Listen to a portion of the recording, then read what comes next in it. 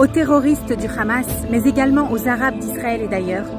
Pendant trop longtemps, vous avez pris notre gentillesse pour de la faiblesse. Vous avez refusé toutes les propositions de partage de terre, année après année, car pour vous, ça a toujours été tout ou rien.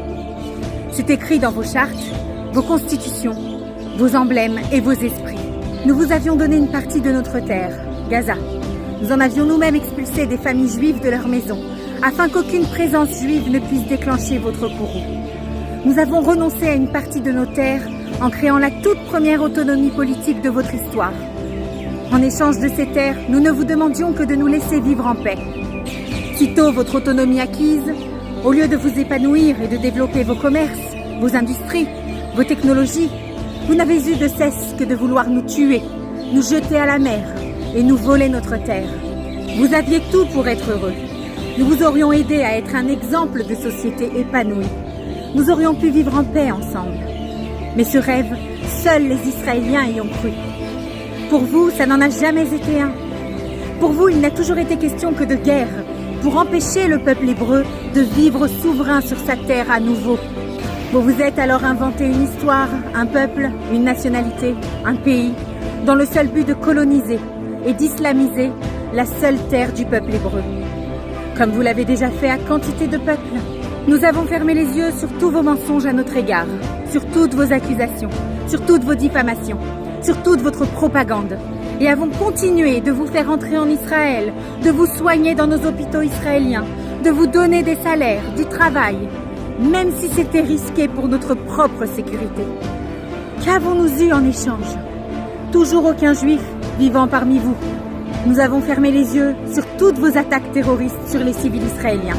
Nous avons fermé les yeux sur tous vos tirs de roquettes sur nos villes. Et même dans nos ripostes, nous avons toujours eu la plus grande retenue.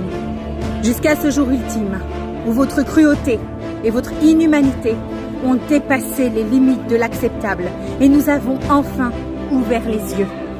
Vous avez violé des femmes, assassiné et battu à mort des civils, décapité des nourrissons, tué des enfants et envoyé les vidéos à leur mère.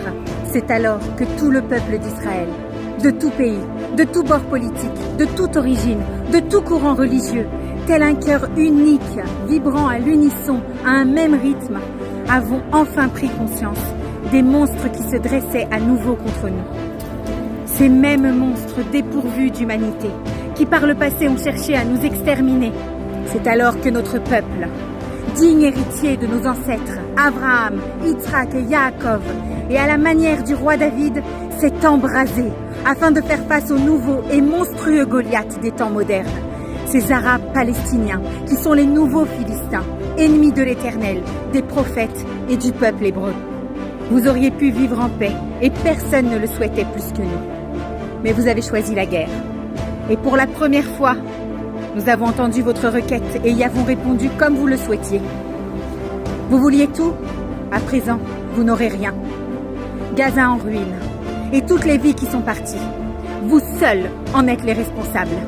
Vous seuls les avez condamnés. Vous auriez dû choisir de vivre en paix avec nous et d'accepter nos différences. Il n'a jamais été bon d'être du côté des persécuteurs du peuple hébreu. Nous avons une foi complète en Hachem, en notre peuple, en notre armée. Vive Israël!